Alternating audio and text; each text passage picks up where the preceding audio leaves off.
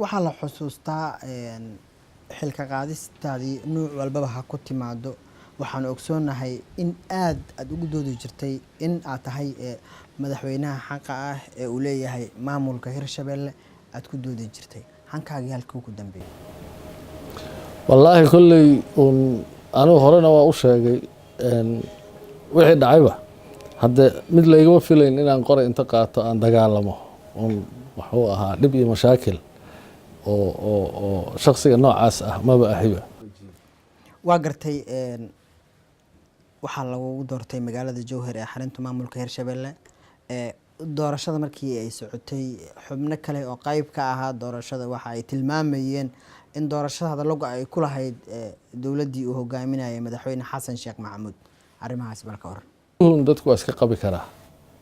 ma wana xumaba hadda cidii taageero ka helaysa dawladda dhexe haddii wax la dhisayo hadda siyaasadda laga shaqeynayaa wax kale maaha wax laga shaqeynayo ma aha wuxuu ahaa arrimo kale de siyaasaddan hadda waa la isku taageeraa waa gartay intii aad xilkaysay waxa la xusuustaa in Jowhar ay ka qabsoontay doorashadii xubnaha aqalka sare iyo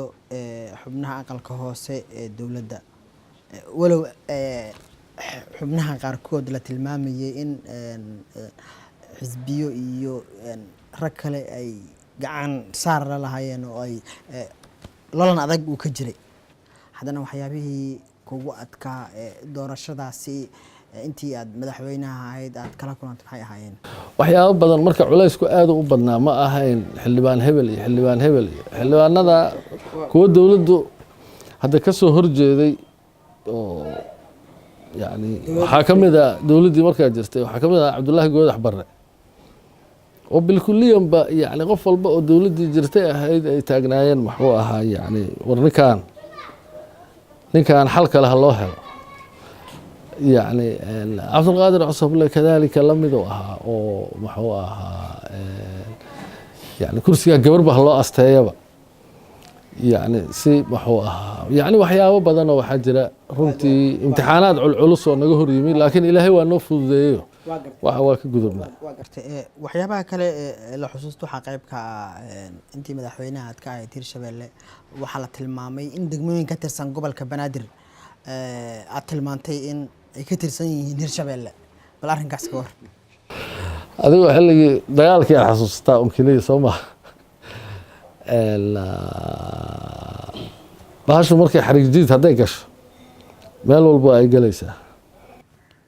جوهر وحال حسوستا إن أي تهميشي لغوغو سو دورتي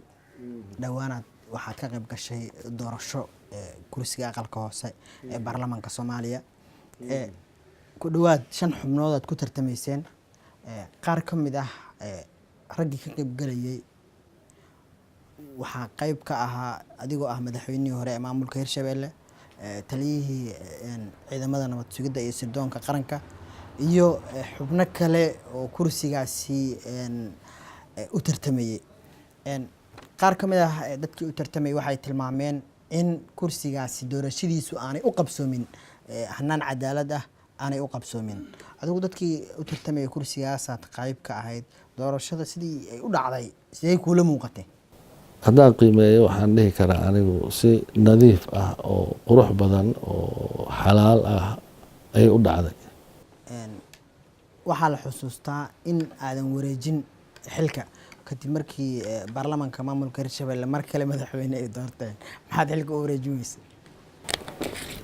aniga baarlamaan ii yeerayo kaala yiri mooshinkaana ka yaalay codaa la qaaday inta soo fariisay ma jiran marka baasha hadda sharci laguma soconba muuqataa in ballanqaadidii madaxweyne maxaa Cabdullaahi Farmaajo sanad ka hor ballanqaaday baarlamaanka ka hor intaan la dooran inuu ay ka hirgashay haddaan qiimeeyo horey waa loo socday